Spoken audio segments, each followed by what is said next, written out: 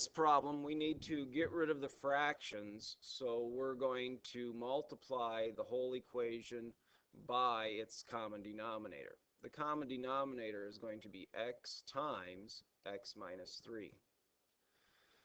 When I multiply by x times x minus 3, I get 6x times x minus 3 over x plus x times x minus 3 over x minus 3 equals 1 times x minus 3. After we do a few of these, we're going to be able to simplify as we multiply. In this case, we notice that the x on top and the x on the bottom go away. The x minus 3 on top, the x minus 3 on the bottom go away. And that gets rid of our fractions, and that's why we're multiplying by the common denominator. We're left with 6x minus 18 plus x equals x squared minus 3x.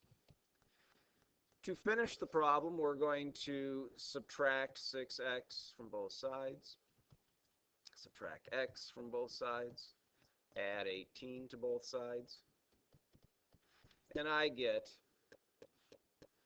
0 equals x squared minus 10x plus 18. To finish it, we would put it into the quadratic formula, get our two answers, and when we get our two answers, we'll probably check them to see if we got an extraneous root. Don't want to do this now because I think you guys are pretty good at plugging into quadratic formula.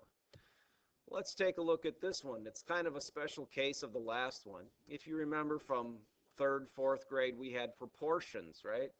So this one's kind of a special case. It's just a proportion because there's no plus or minus other numbers. So we can go 6 times x squared equals 12 times x plus 8, just doing the cross products like we would have a few years back. Simplifying, we would subtract the 12x, subtract the 96, and I get 6x squared minus the 12x minus the 96 equals 0. Before I would put this into the quadratic formula, remember, if you can simplify, do simplify. I would simplify by dividing all the terms by 6, I believe, which would give me x squared minus 2x. 96 divided by 6 would give me 16. Then I would plug it into the quadratic formula. All right, I don't think I want to do that. Here's another one of our special cases, and I'm going to show you a couple ways of doing this. We talked about this when we were factoring a while back. Let's show you that way first. Might remember it.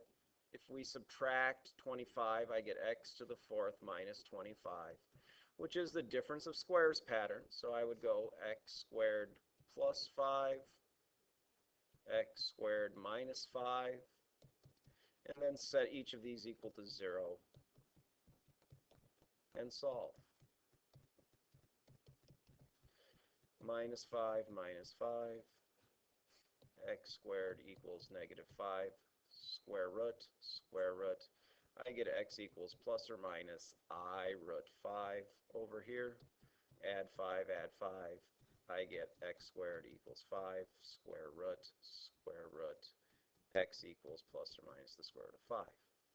We started out with a 4th degree, and we end up with 4 answers. 2 of them imaginary, 2 of them are over here with the square root of 5, plus or minus. Okay. The other method that we learned in the past is to make a substitution. If we make the substitution y equals x squared, we get y squared equals 25, square root, y equals plus or minus 5. Our two answers would be y equals 5, y equals negative 5. And if we substitute in to solve it, we have to substitute back in when we're done. And we end up at the same place we did over here. So both of those methods work very well. Same with this. We talked about this. Our substitution would have been y equals x squared, in which case we'd have y squared plus 2x minus 24 equals 0. Certainly we could factor it at this point, or we could use the quadratic formula. You'll get the same answers either way, y plus 6, y minus 4. And when you're done, you would have to do the substituting back in, because if you substitute once, you have to substitute the second time. So I get x squared plus x equals 0, minus the 6 x squared equals negative 6, plus or minus I root 6. Over here, substitute in plus 4, x squared equals 4, square root, I get x equals plus or minus 2. Again, if it's a fourth degree, we should have 4 answers down here. So that's kind of what we're working on here, is dealing with those substitutions. Same deal here, substitutions, plug it into the quadratic formula, resubstitute. Now this one's an interesting case. We have the 2/3 power. If I make the substitution y equals x to the 1/3, then our equation becomes y squared plus 2y minus 8 equals 0. I can factor that or use the quadratic formula if you wish. I know that y plus 4 and y minus 2 are my two answers. But when I'm done, since I made one substitution, I need to make a second substitution. And let's make that substitution now. X to the 1/3 equals negative 4. X to the 1/3 equals 2. And to solve it, we have to cube both sides. And so I get x equals negative 64. Cube this side, x equals 8. So my two answers are negative 64 and 8. There you go. Hope this helps.